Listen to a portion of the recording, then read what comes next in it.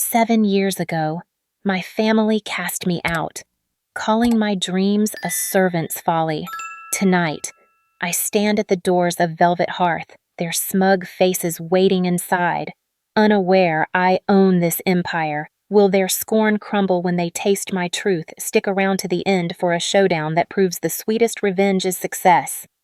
Before starting this story, if you are listening from USA, please leave a comment with number 9. And if you are from another country, please leave the name of your lovely country. Don't forget to like the video and subscribe to the channel to listen to more stories. I stand before the polished oak doors of Velvet Hearth, my heart pounding like a drum in a storm. The air carries the faint scent of roasted rosemary and warm brioche, a fragrance that usually calms me. But tonight it twists my stomach into knots. My name is Eliza Thornton, and at 31, I'm about to face my family for the first time in 7 years. They're gathered inside, at the most coveted table in this city's finest restaurant, to celebrate my sister Leora's engagement. They don't know this is my restaurant, my triumph, built from the ashes of their scorn. They never believed in me, dismissed my passion for cooking as a childish whim, unworthy of the Thornton name. Tonight, I'll walk into their world, hiding a truth that could shatter their smug certainty. The thought ignites a spark of rage deep within me, but I push it down, straightening my sleek black dress, a quiet elegance they'll likely misjudge as modest struggle. Velvet Hearth hums with life. Crystal chandeliers cast a golden glow over linen-draped tables, where diners murmur in hushed awe. The clink of wine glasses and the soft rustle of silk dresses fill the space. A symphony of refinement I crafted with my own hands. Every detail, the hand-painted plates, the fresh lavender sprigs tucked into napkins bears my vision. Yet, as I clutch the pearl pendant at my throat, a gift from my late grandmother, I feel like an outsider in my own domain. My family, with their impeccable pedigrees and cutting remarks, waits to dissect my life once more. 7 years ago, they called my dreams servant's work, cast me out when I chose a chef's knife over their gilded expectations. The memory stings, fueling a quiet fury that simmers beneath my composed exterior. I pause, glancing at my reflection in the glass door. My auburn hair is swept into a neat chignon, my face a mask of calm resolve. They'll see what they want, the wayward daughter, scraping by, unworthy of their legacy. Let them. I've learned to wield their underestimation like a weapon. Tonight isn't about seeking their approval. It's about facing the ghosts of my past and proving to myself that their judgment no longer defines me. The weight of their betrayal, their cold dismissal of my soul's calling, presses against my chest. How dare they belittle what I've poured my heart into, but I breathe deeply, steadying myself. This is my stage, my moment, and I won't let their arrogance steal my fire. Before I step inside, I want to hear from you. Have you ever had to face people who doubted your worth, who tried to dim your light? Share your story in the comments below. And if this resonates, hit that like button and subscribe for more tales of grit and triumph. I'm Eliza, and tonight, I'm walking into a battlefield disguised as a family dinner. The hardest fights, I've learned, are the ones where you must confront those who should have loved you most. With one last breath, I push open the door, ready to face the storm. As I linger at the threshold of Velvet Hearth, the weight of 7 years presses against me, each memory a shard of glass in my heart. My family waits inside, oblivious to the empire I've built, blind to the fire they tried to extinguish. To understand why this moment burns, why their disdain still cuts, I must take you back to where it all began, to a childhood of gilded cages and a dream they deemed unworthy. I grew up in Briarwood, Massachusetts, in a sprawling Victorian mansion that gleamed like a trophy on a manicured hill. The Thornton estate was a stage for my parents, Eleanor and Charles, to flaunt their status. Crystal chandeliers glittered over mahogany floors, and every summer, their garden parties drew the elite, their laughter mingling with the clink of champagne flutes. My mother, draped in silk, would parade my siblings and me before her guests. her smile as polished as the silverware. Leora's bound for Harvard Law. She'd boast, her hand on my sister's shoulder. And Julian, our prodigy, will conquer Wall Street. When eyes turned to me, her voice faltered. Eliza has artistic leanings, she'd say, the pause heavy with disappointment. Artistic, in her world, meant frivolous. My love for cooking, my hours spent crafting flavors in the kitchen, was a stain on the Thornton legacy.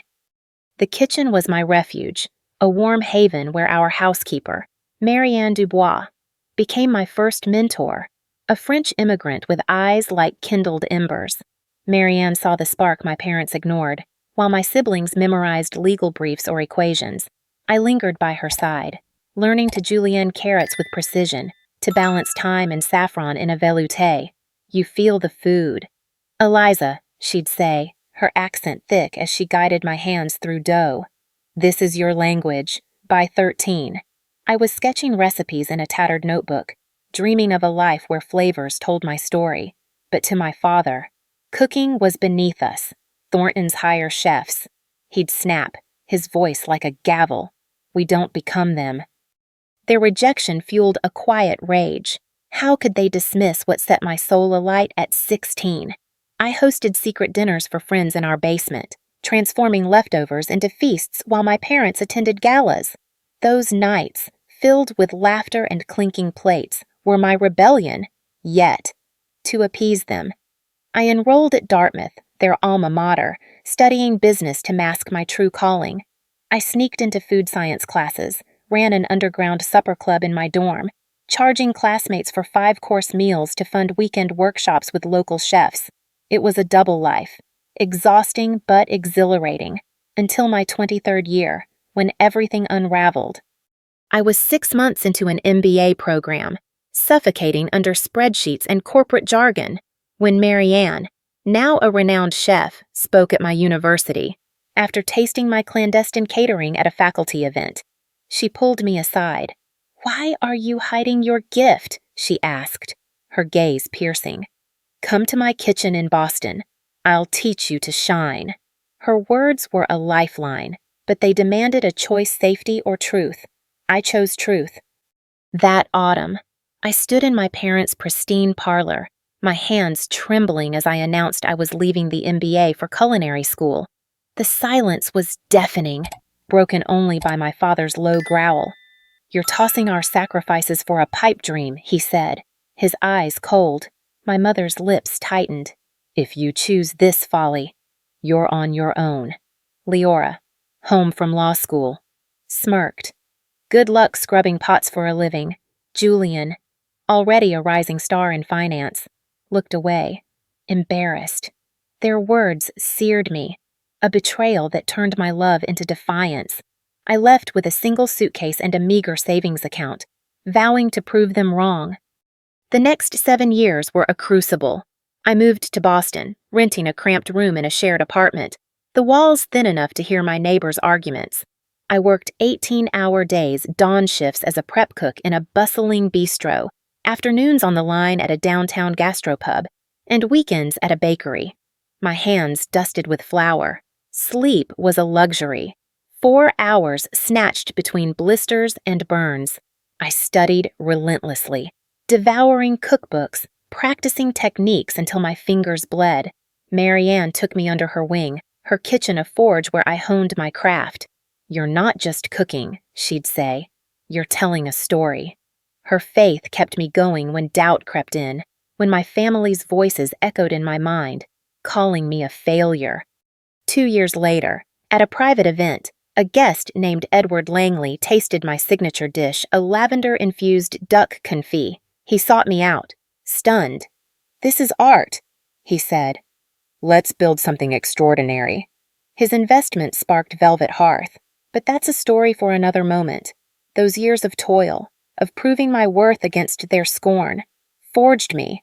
They thought they'd broken me, but they only tempered my resolve. The heavy oak doors of Velvet Hearth swing shut behind me, sealing me into a world I crafted but now feel alien in.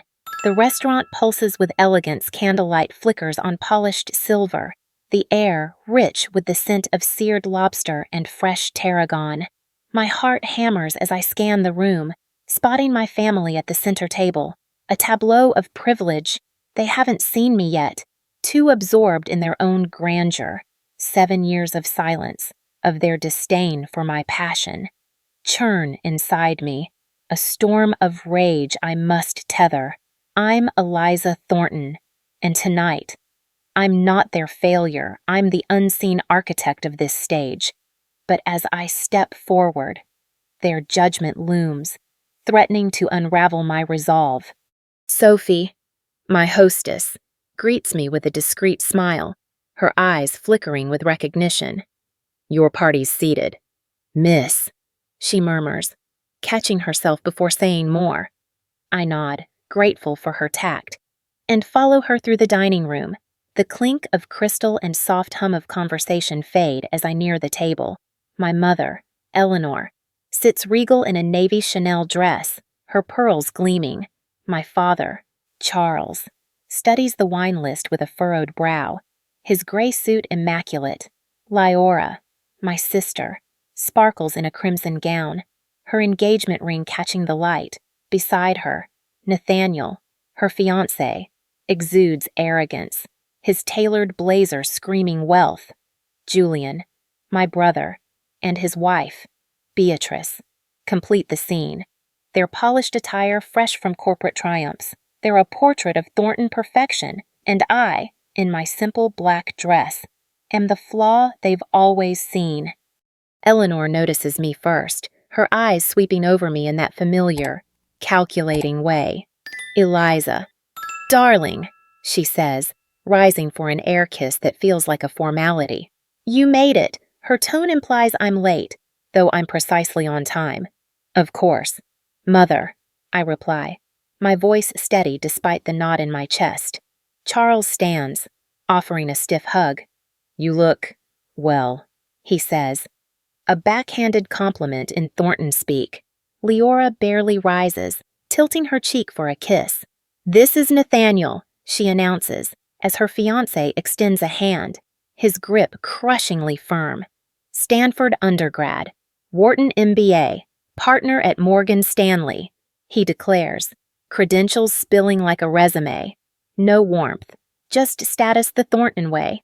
Julian offers a genuine nod, but Beatrice's smile is tight, as if my presence unsettles her carefully curated evening. I take my seat, the last empty chair, feeling their eyes dissect me. The table is set with my hand-picked porcelain, each plate a canvas for the dishes I've poured my soul into. Lucas, my senior server, approaches with a bottle of champagne, the second priciest on our list, a showy choice. Typical of my family, an excellent selection, he says to Charles, pouring with grace. I catch his glance, a silent question, and shake my head subtly. Not yet. We're toasting Leora's engagement, Eleanor announces, her voice loud enough to draw nearby glances. A splendid match. Glasses clink, and I sip, noting the champagne's perfect chill, a detail I trained my staff to master. Nathaniel leans forward, smirking. I pulled strings for this table. A client owes me favors. I bite back a retort his client is likely one of my investors, unaware of my role here. So, Eliza, Eleanor begins, setting down her glass. What have you been up to? You've been so elusive. Her tone drips with condescension, as if my life must be a string of failures. I work in food, I say simply. Keeping my cards close, Leora scoffs, twirling her fork. Still tinkering with recipes, I figured you'd have outgrown that by now.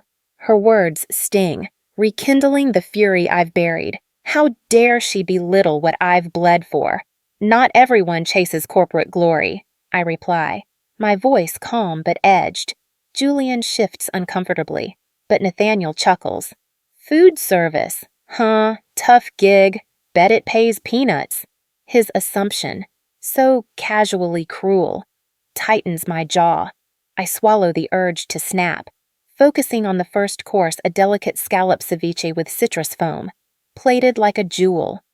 Sophie sets the dishes before us, her eyes meeting mine briefly. A flash of loyalty. Compliments of the kitchen, she says. Eleanor takes a dainty bite, then purses her lips. It's interesting, but the portions are laughable. Charles pops his scallop whole, barely chewing. Overpriced nonsense, he mutters. Leora pushes hers aside. Untouched. Too tart, she declares. Though the citrus is perfectly balanced, a recipe I refined over months. Nathaniel dissects his, pontificating about flavor profiles with terms that betray his ignorance. Only Julian and Beatrice eat thoughtfully, but they stay silent. My staff's subtle glances, Sophie's clenched jaw, Lucas's raised brow mirror my growing anger. These people, my blood, sit in my sanctuary, tearing apart my art without a second thought. The second course arrives, a roasted quail with truffle juice, a dish that earned Velvet Hearth its first accolade. Now this looks promising, Charles says, cutting in, but Leora wrinkles her nose. It's so gamey.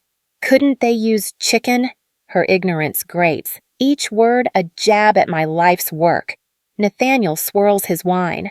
A Pinot Noir I selected for this pairing. Decent vintage, but I've had better at my club, he says loudly. As Lucas passes, I catch Lucas's flicker of annoyance, quickly masked. He came from a Michelin-starred restaurant in Paris to work with me, yet Nathaniel's arrogance dismisses his expertise.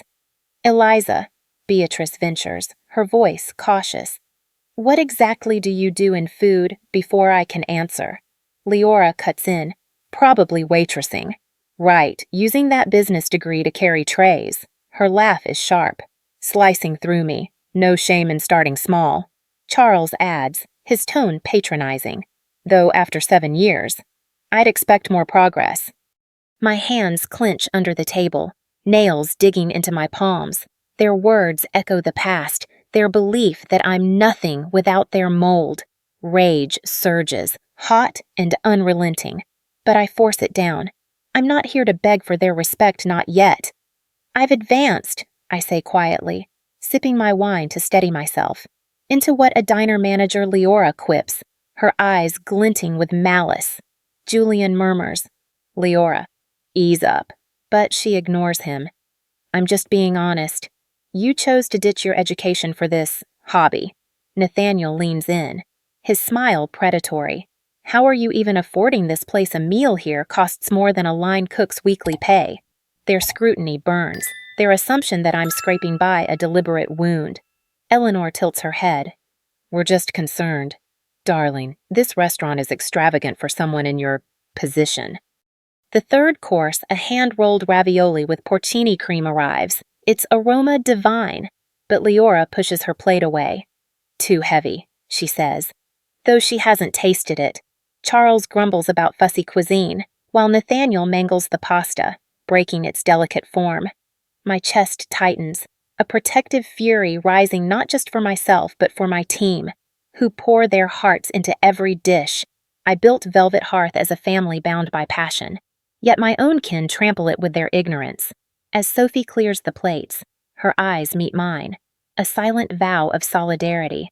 I hold their gaze, my anger a smoldering ember, waiting for the moment to blaze. For now, I endure, but their reckoning is coming. The air in Velvet Hearth grows thick, the candlelight casting long shadows across the table where my family sits, their smugness a blade against my skin. My rage, held tight through their relentless jabs, pulses like a living thing. Leora's latest barb doubting how I could afford this meal hangs heavy, her eyes glinting with triumph. Nathaniel, emboldened, leans forward, his voice slick with condescension. Come on, Eliza, level with us. Are you maxing out credit cards to keep up? Their stares pin me down, a familiar trap I've endured all evening, but I'm done playing their game. 7 years of their scorn, their dismissal of my soul's work, have forged me into something they can't fathom. It's time they see who I've become. I draw a breath, steadying the fire within, as Lucas approaches with the leather-bound check. He places it before Nathaniel, who snatches it with a flourish, eager to flaunt his generosity. His confident smirk falters as he scans the total, his brow furrowing.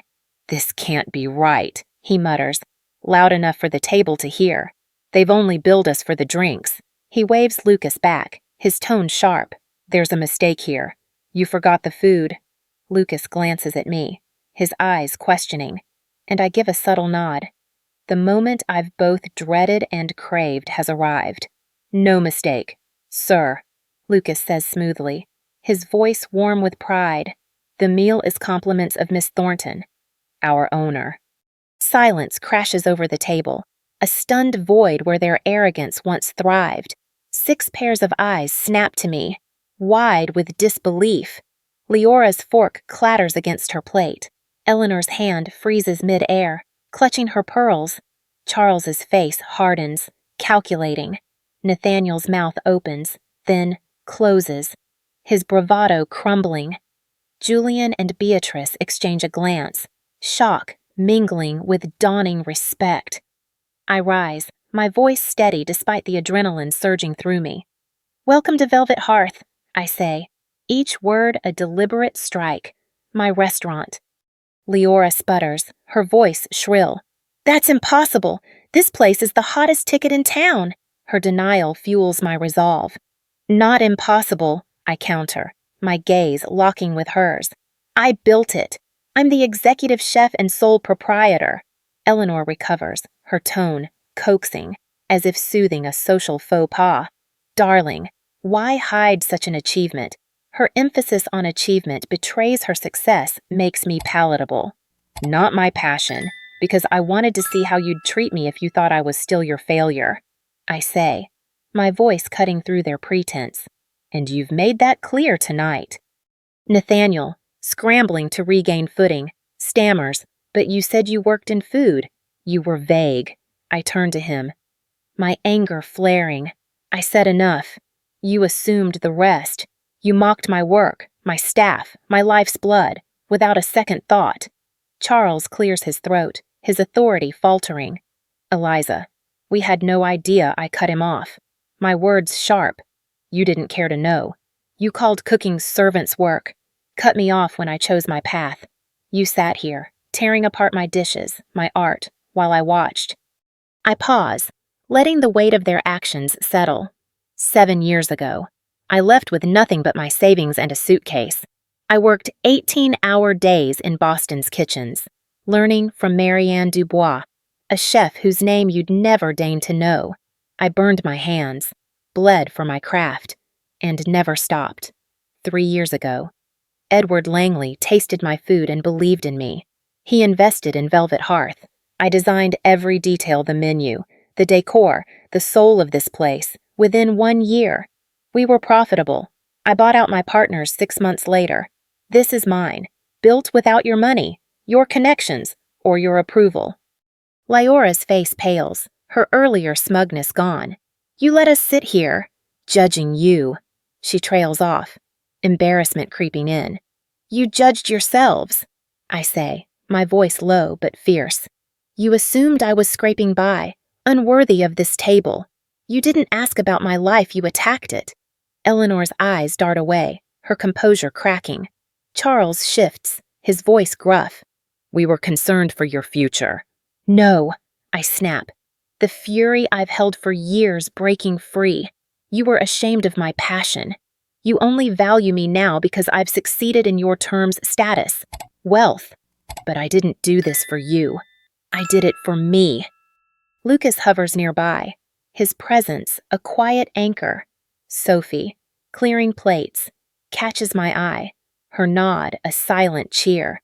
My staff, my true family, know the cost of this moment. Julian speaks, his voice soft. "Eliza, this is incredible." His sincerity pierces the tension. "But I'm not ready to soften. It's mine." I repeat, standing taller, "and I'm not here to beg for your pride." The dining room of Velvet Hearth grows quiet, the last echoes of my revelation fading into the soft clink of glasses and the murmur of departing guests. My family sits before me, their faces a mosaic of shock, shame, and tentative awe. The rage that fueled me moments ago ebbs, replaced by a steady calm. I've laid bare my truth, not to win their approval, but to claim my place. I'm Eliza Thornton, and after 7 years of building my empire, I stand ready to redefine our fractured bonds not as their failure, but as a woman who forged her own path.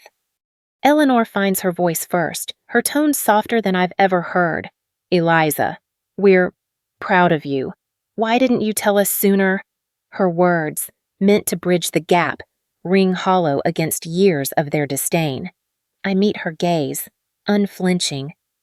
Would you have cared if Velvet Hearth wasn't a success?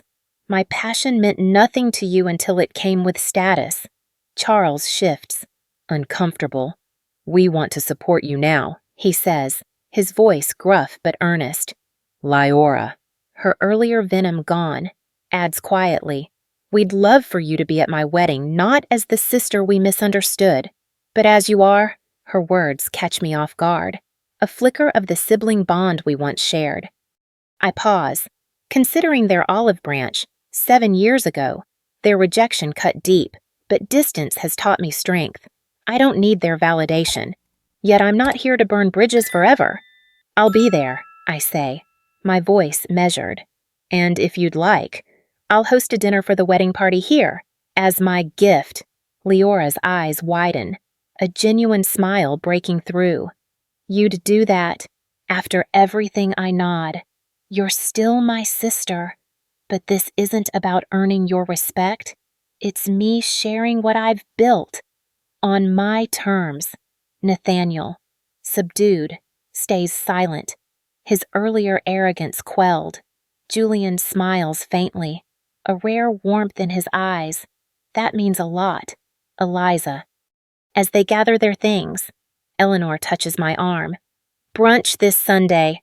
Somewhere simple. Your choice. I hesitate, then agree. There's a cafe in the North End.